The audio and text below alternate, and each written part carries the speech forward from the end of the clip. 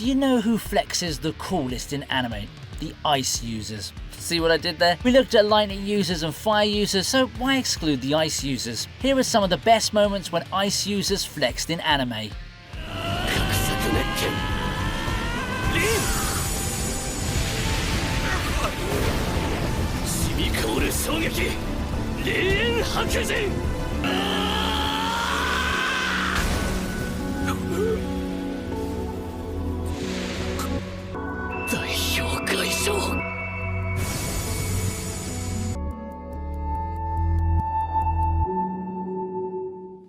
And here we are, the fight everyone knew had to happen. Shoto Todoroki versus his big brother Toya, better known to the world as Darby. This fight was trauma versus trauma, pride versus resentment, and years of endeavors, failures burning at their hottest or coldest. We all know how powerful Darby is and how Todoroki was clearly struggling against his brother. But the fact that he's carrying the weight of his siblings, his mother, and the mess Endeavor left behind makes me root for him even more. Todoroki proves to be his own hero, someone who's standing tall in the shadow of all that pain.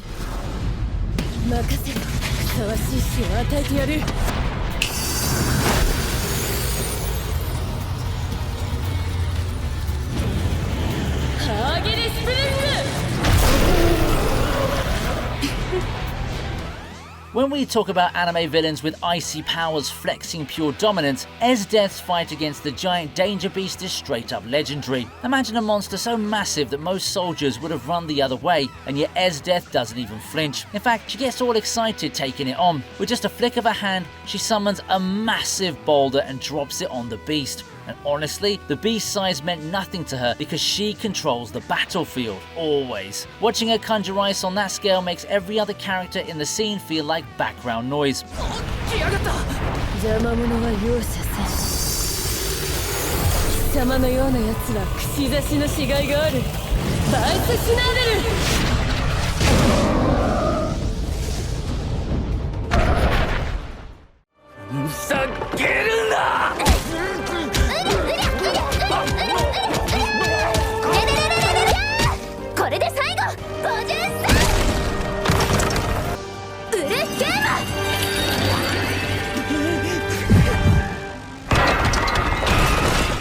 Next up, we have one of the best moments from Re:Zero, Emilia showing Regulus he's nothing more than an annoying pest. Now, most characters in the anime can't even comprehend how to scratch Regulus, and yet Emilia, a kind, gentle, half-elf who so many underestimate, steps up and absolutely dismantles him. After hitting him again and again with her elegant icy powers, she decides to use hands. Yes, bare hands. 53 clean consecutive punches, each one carrying the pain of all of his brides who were taken without their consent. It's a defining flex for Emilia, proving she's not just Subaru's light or the girl with pretty magic, but a fighter who can throw down with one of the most broken villains in the series and make him look like a joke.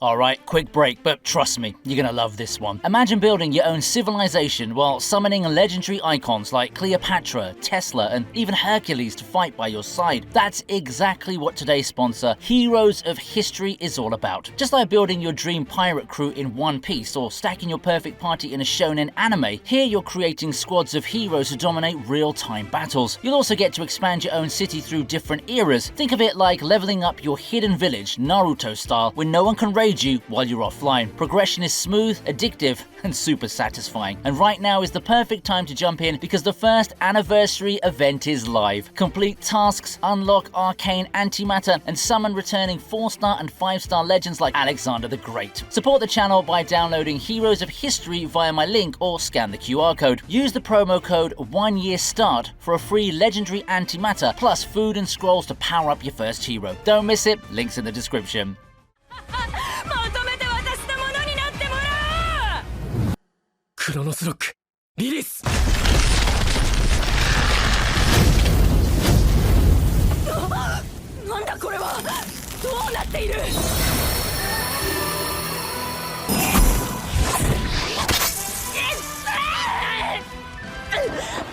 When Rei finally decides to stop holding back, you realize why he's called the Ice Blade Sorcerer. A few seconds into the fight and Rei realized she'd messed with the wrong guy. And when she tried to run, Rei straight up carves her leg, not even a single moment of hesitation. This was Rei telling Rei that he didn't need to drag her bullshit out and it was game over for her. It's one of those fights where the real flex isn't the size of the spell, but how casually Rei handles business. Rei messed with Rei, and what she got was a lesson that Rei isn't someone you test lightly.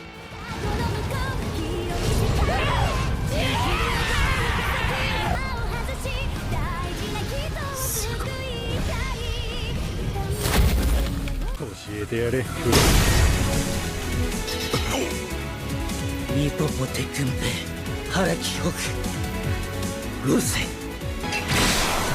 死のまたくぶしかてく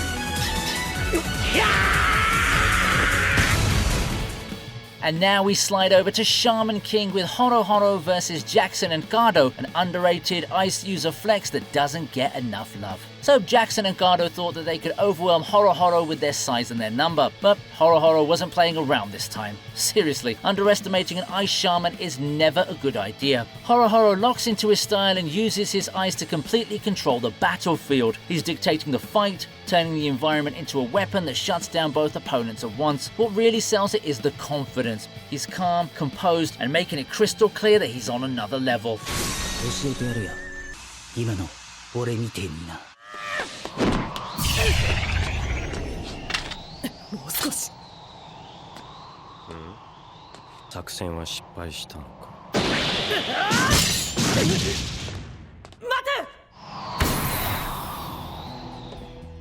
Keeping the icy momentum going, let's jump into Code Breaker with Yuki Hina versus OG, a fight that shows just how deadly ice powers can really be. Yuki Hina is the definition of cool, and I don't just mean his powers, you know. The guy walks into a fight with the calmest energy in the room and then proceeds to dismantle his opponent without even lifting a finger. Literally. Like, this man doesn't even need to use his hands. They're constantly in his pockets. Imagine throwing everything you've got at someone only for them to not even bother moving their arms. That's peak disrespect right there, isn't it? OG keeps swinging, desperately trying to break through, but it's like hitting an iceberg with bare fists. Every attempt gets shut down effortlessly, while Yuki Hina doesn't even break a sweat. Seriously though, Yuki Hina really froze us with his aura in this one. And of course, his ice.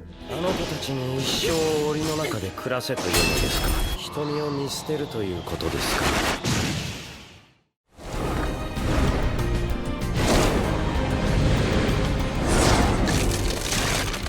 この時を待っていたのよ我が身にまとい試験族氷結せよ呪いの吹雪風星隠れ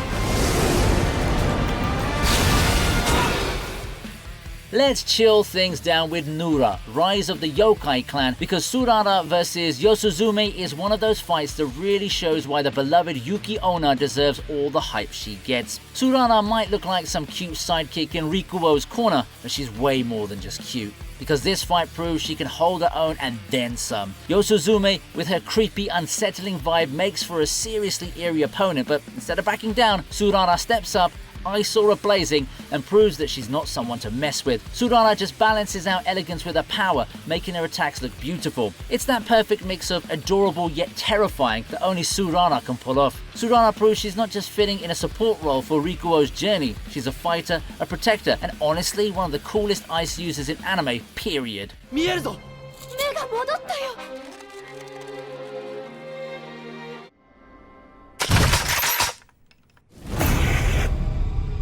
あれこれは何かの余興血も肉も骨も存在すべてをね何の話かわからないななんてな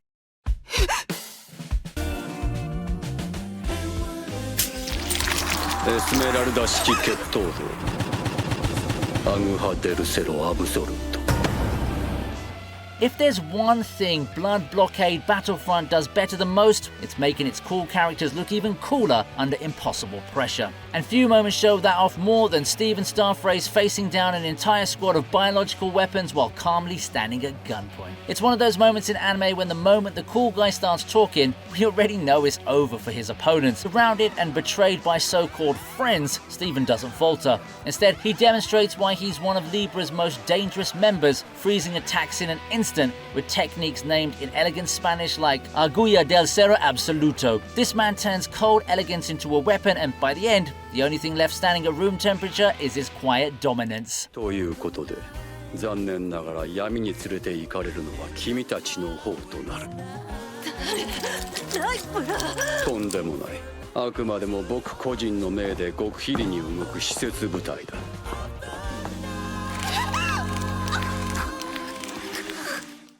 せめて苦しまないよう送ってやる。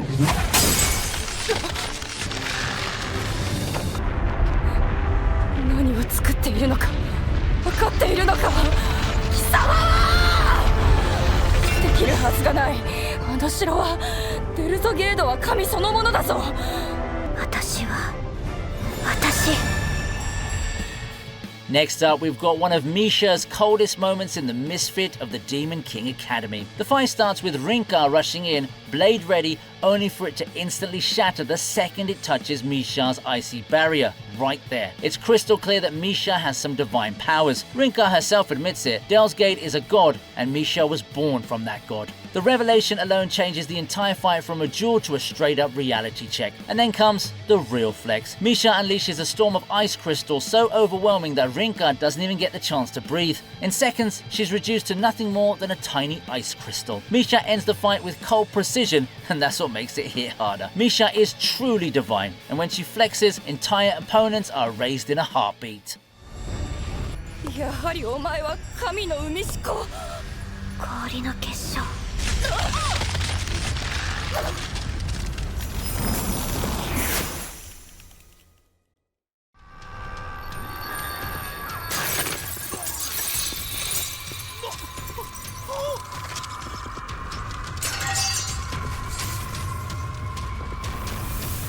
Keeping the ice cold flexes rolling, let's talk about Miyuki Shiba showing exactly why she's feared in the irregular at Magic High School. Miyuki decides not to hold back against Hajime. With just a wave of her hand and activation of her device, she unleashes a freezing spell that spreads like wildfire, instantly trapping Hajime's commanders in ice. In seconds, they're reduced to nothing more than frozen blocks. Their weapons and willpower completely useless against her overwhelming magic. It's not just that she freezes her targets, it's how effortlessly she does it, radiating a cold fury that shows she's just as dangerous as her brother. Her composure makes it even more chilling, especially while her enemies panic and collapse under her magic.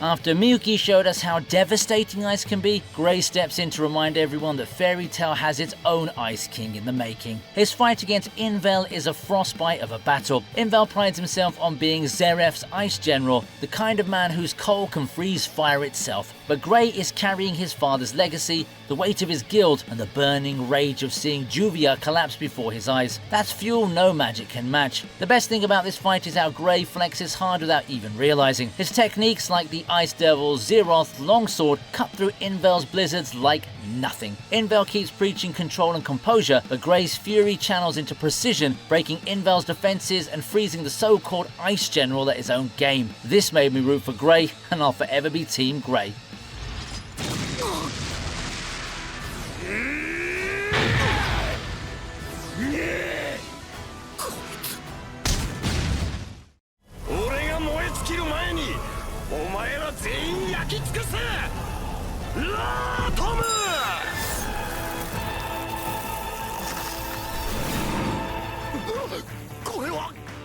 Moving on to an ice user in an anime all about fire, it's Kareem Flam from Fire Force and the moment when he throws Rekka. He literally won our hearts in that moment. The man just rolls up with his trombone and lets the cold speak for him. When Rekka was still thrashing around, ready to cause more chaos, Kareem didn't bother with speeches or dragging things out. One note, one breath through his instrument, and Rekka was locked down, frozen in place like a misbehaving child put in timeout. It was flexing that icy composure that only a guy like Kareem could pull off, and that's what makes this moment legendary, you see. While others explode with rage or scream about ideals, Kareem proves that sometimes the coldest flex is the quietest one. He doesn't need recognition, his ice does the talking, and it's always loud enough for his opponents to hear.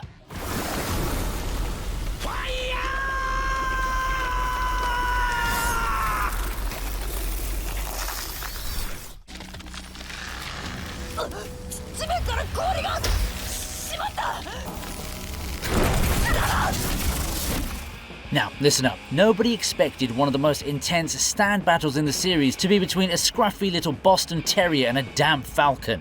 Nobody. But it's Araki, and Araki being Araki, he just has to do something out of the ordinary. It goes without saying that Pet Shop is a stone cold killer and he's best at one thing: hunting. He's the single most ruthless stand user in Part 3 who doesn't leave his opponent for even a second. You can actually feel how inescapable his powers are, like no matter where Iggy tries to run, a frozen spear is already waiting to skewer him. It just shocks me how ruthless this Pet Shop was against Iggy. A bird versus a dog shouldn't hit this hard, but Pet Shop and Iggy turned it into one of the series' most legendary duels.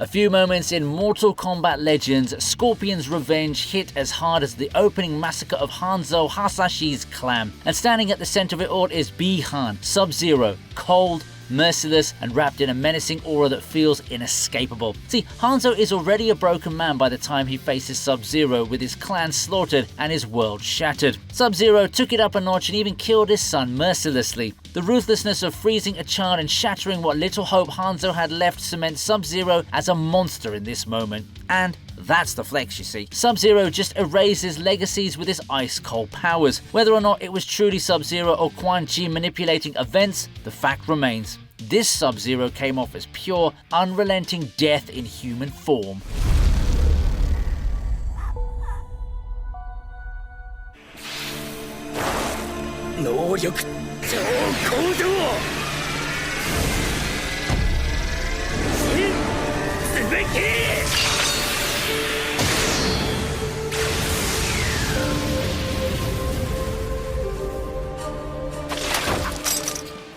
Sometimes the deadliest flexes aren't about who can cause a massive scale of destruction. Sometimes it all boils down to how composed and humble you are while still proving you're leagues above your opponent. That's basically what happens during Kokitas versus Brian Unglaus. Now, Kokitas isn't some ordinary warrior. He's all about discipline and honor. When he came face to face with Brian, he could have destroyed him instantly. But what makes the moment legendary is the way he chose to do it. He gave Brian the dignity of a true duel, standing tall and declaring his name before unleashing power so overwhelming it bordered on divine. Kokitas didn't even desecrate the body. He froze around it, creating an icy tomb that served as both a monument and a gesture of respect. That's the kind of flex you only see from someone so far beyond human limits that they don't need to show off. Their strength speaks for itself.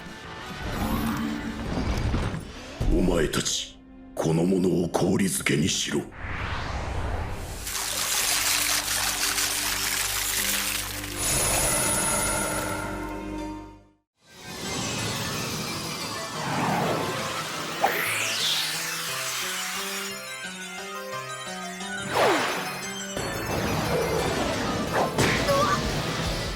Now, if we're talking about ice users who left a lasting impression, we have to bring up Haku. Back in the humble days of Naruto, Haku walked in and showed us just how terrifying bloodline techniques could be. The fight inside the ice mirror still stands as one of the coldest flexes in the series. I mean, think about it. Two promising ninjas, Naruto and Sasuke, could barely touch them. Every kunai, every shuriken, Every move was shut down instantly because Haku was just untouchable. They danced between his mirrors, needles flying from every angle, cutting down 2 future legends before they even knew what real battle looked like. Haku fought with absolute loyalty. It was heartbreaking. Even while outclassing Naruto and Sasuke completely, they carried themselves with a gentleness that made them unforgettable.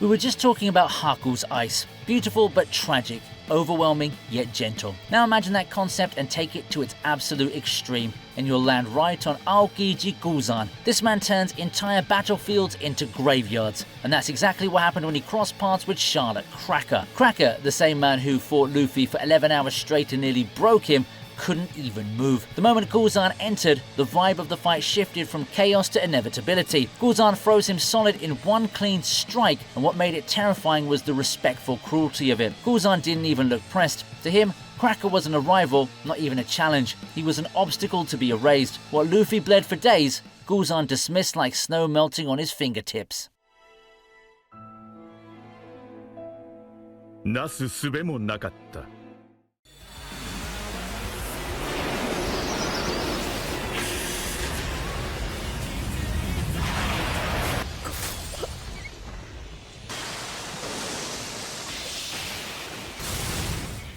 And finally we have Rukia's glorious Hakka no Togame against As Not, a walking and talking nightmare. It's one of the most beautiful flexes in the entire series.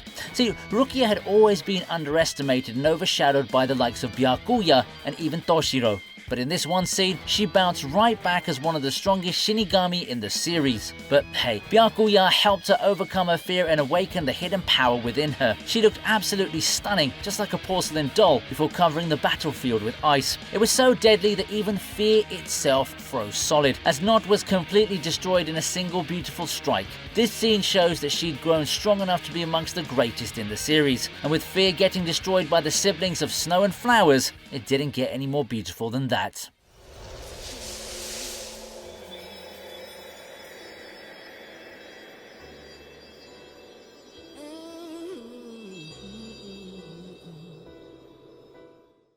And with that, we're wrapping up our list of when ice users flexed in anime. There's no way we covered them all, so drop your favourite moments in the comments below. If you enjoyed this video, hit the like button, subscribe, and ring the bell for more juicy anime content. And don't forget to check out Heroes of History through the link in the description.